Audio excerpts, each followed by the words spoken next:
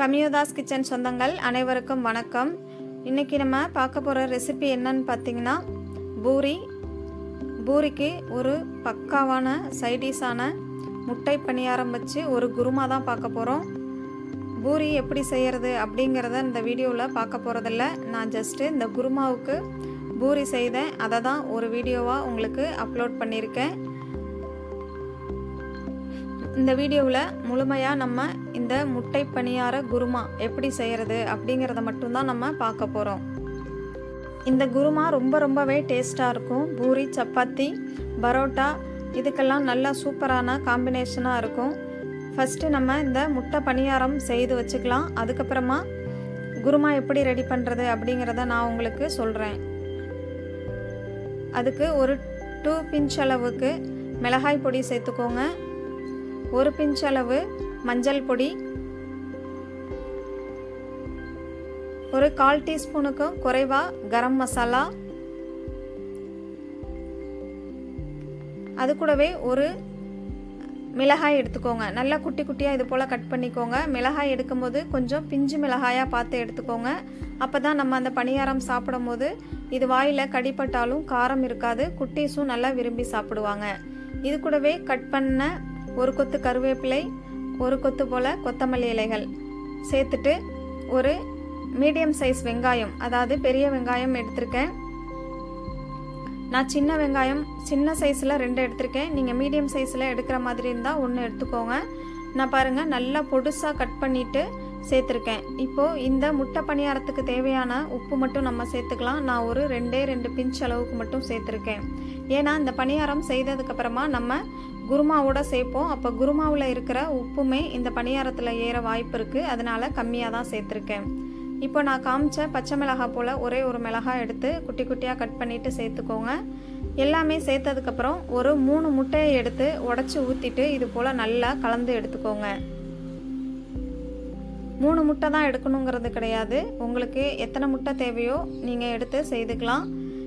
இப்போது நம்ம ஒரு காரப்பணியாரம், அதாவது குழிப்பணியாரம் சொல்லக்கூடிய அந்த சட்டியை நம்ம நல்லா சூடுபடுத்திக்கலாம். சூடுபடுத்தினதும் எப்போதும் போல் குழிப்பணியாரம் செய்கிற மாதிரியே இதையும் செய்துக்கலாம். இது போல் செஞ்சுட்டு நம்ம இதை இப்படியே கூட சாப்பிடலாம், நல்லாயிருக்கும். சாம்பார் சாதம், வெரைட்டி ரைஸுக்கு தொட்டுக்கிறதுக்கு கூட நம்ம இந்த முட்டை பணியாரத்தை பயன்படுத்திக்கலாம். இப்போ பாருங்கள், 3/4 குழி ரொம்ப அளவுக்கு மட்டும் சேர்த்துக்கோங்க. நல்லா முழுமையாக சேர்த்துட்டிங்கன்னா வெளியில் வர ஆரம்பிச்சிரும். ஒரு பக்கம் நல்லா வெந்ததுக்கப்புறமா இன்னொரு பக்கம் நல்லா திருப்பி விட்டுக்கோங்க. 2 பக்கமும் மாற்றி விட்டு நல்லா வேக வச்சு இந்த முட்டை பணியாரத்தை எடுத்துக்கலாம்.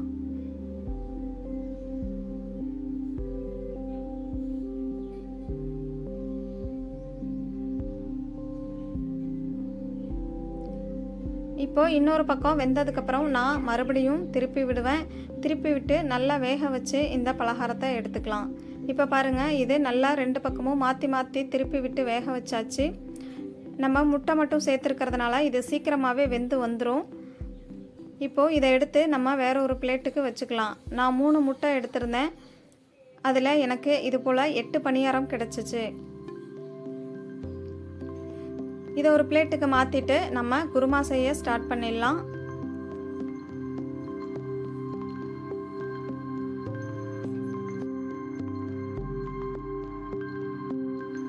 இப்போது ஒரு பாத்திரத்தில் 4 டேபிள் ஸ்பூன் அளவு ஆயில் சேர்த்துட்டு ஒரு துண்டு பட்டை, 1/2 டீஸ்பூன் அளவு சோம்பு, 4 கிராம்பு, ஒரு துண்டு பட்டை சேர்த்து நல்லா பொரிய விட்டுக்கோங்க. நல்லா பொரிஞ்சு வந்ததுக்கப்புறமா ஒரு ஸ்மால் சைஸ் வெங்காயம், பெரிய வெங்காயம் 3 வெங்காயத்தை எடுத்து நல்லா நீள்வாக்கில் கட் பண்ணிவிட்டு அதையும் சேர்த்து நல்லா வதக்கிக்கோங்க. வெங்காயம் நல்லா கலர் சேஞ்ச் ஆகி வர வரைக்கும் வதக்கி எடுத்துக்கலாம். பாருங்கள், இந்த மாதிரி நல்லா வதங்கி வரணும். வெங்காயம் நல்லா வதங்கி வந்ததுக்கப்புறமா இது கூடவே 2 பச்சை மிளகாய், 2 மீடியம் சைஸ் தக்காளியும் நீள்வாக்கில் கட் பண்ணிவிட்டு சேர்த்துக்கோங்க. தக்காளி நல்லா வதங்கி வரட்டும். தக்காளி நல்லா வதங்கி வரத்துக்காக கொஞ்சமாக உப்பு சேர்த்து வதக்கிக்கலாம். நான் ஒரு 1/2 டேபிள் ஸ்பூன் அளவு மட்டும்தான் உப்பு சேர்க்குறேன். இதுக்கு மேலே நான் உப்பு சேர்க்க போகிறதில்ல, ஏன்னா நான் பூரி செய்கிறதுனால மாவுலேயே உப்பு சேர்த்து தான் பிசைஞ்சு வச்சுருப்பேன், அதனால் உப்பு கம்மியாகவே சேர்த்துக்கிறேன். இப்போ இது கூடவே 1 டேபிள் ஸ்பூன் அளவு இஞ்சி பூண்டு விழுதையும் சேர்த்து நல்லா வதக்கிக்கலாம். இஞ்சி பூண்டு விழுது பச்சை வாசனை போகிற அளவுக்கு வதக்கிக்கோங்க. தக்காளியும் நல்லா மசிஞ்சு வெந்து வரணும், அது வரைக்கும் நம்ம வதக்கி எடுத்துக்கலாம். இப்போ பாருங்கள், நமக்கு தக்காளி நல்லாவே வெந்து மசிஞ்சு வந்திருக்கு. இப்போ இது கூட நம்ம மசாலாக்கள் சேர்க்க ஆரம்பிச்சிடலாம். 2 டேபிள் ஸ்பூன் அளவு தனியாத்தூள், 1 டேபிள் ஸ்பூன் மிளகாய்த்தூள், 1 table spoon chicken masala, 1/2 teaspoon மஞ்சள் தூள் எல்லாத்தையும் கலந்துட்டு நல்லா பச்சை வாசனை போகிற அளவுக்கு கலந்து எடுத்துக்கலாம். மசாலாக்கள் எப்போதும் சேர்க்கும் போது நம்ம ஸ்டவ்வை லோ ஃப்ளேமில் வச்சிடலாம். அப்போ தான் மசாலாக்கள் கரிஞ்சு போகாமல் இருக்கும். நல்லா கலந்துட்டு ஆயில் பிரிஞ்சு வர வரைக்கும் வெயிட் பண்ணலாம். ஆயில் பிரிஞ்சதுக்கப்புறமா நம்ம இது கூட தண்ணி சேர்த்துக்கலாம். நமக்கு தேவையான அளவு இதில் தண்ணியை சேர்த்துட்டு நல்லா கொதி வரட்டும். கொதி வந்ததுக்கு அப்புறமா இது கூட நம்ம கடலை மாவை கரைச்சிட்டு சேர்க்க போகிறோம். பாருங்கள், நான் இந்த டேபிள் ஸ்பூனில் 1/2 டேபிள் ஸ்பூன் அளவு கடலை மாவு எடுத்திருக்கேன். அதில் கொஞ்சமாக தண்ணி சேர்த்து நல்லா கலந்து விட்டுக்கோங்க.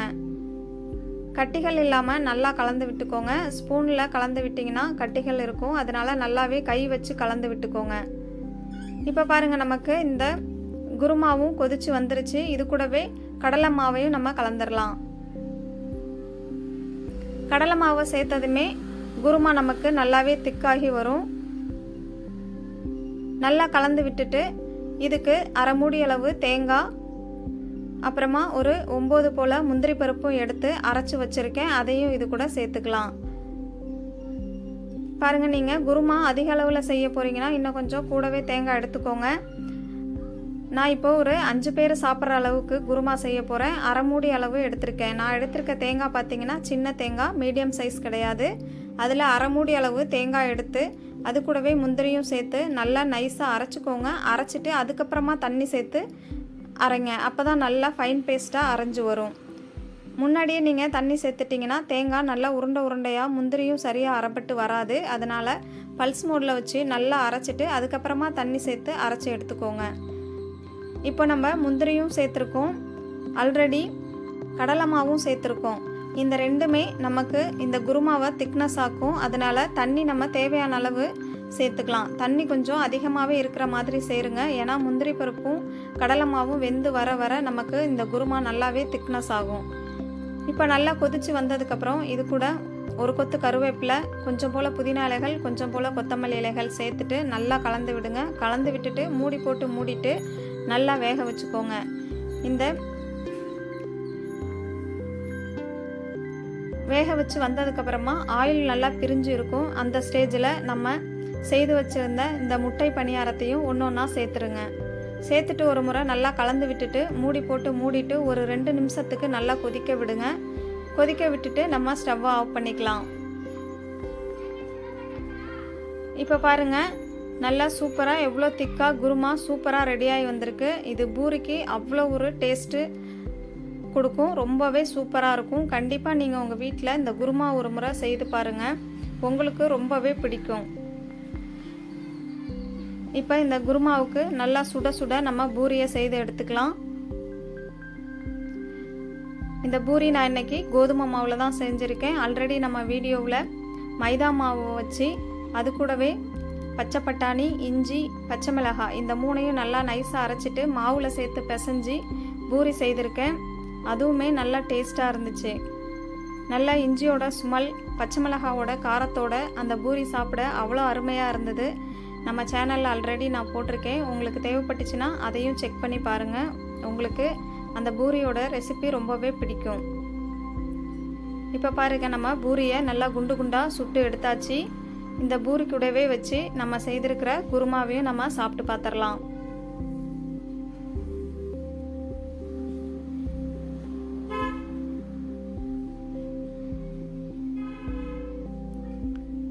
இப்போ பாருங்கள், நமக்கு குருமா எவ்வளோ சூப்பராக தயாராகி ரெடியாகி வந்துருச்சுன்னு.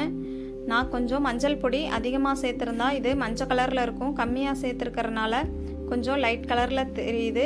அவ்வளோதான் வித்தியாசமே தவிர இதில் டேஸ்ட்டு எந்த அளவுக்கும் குறையவே குறையாது.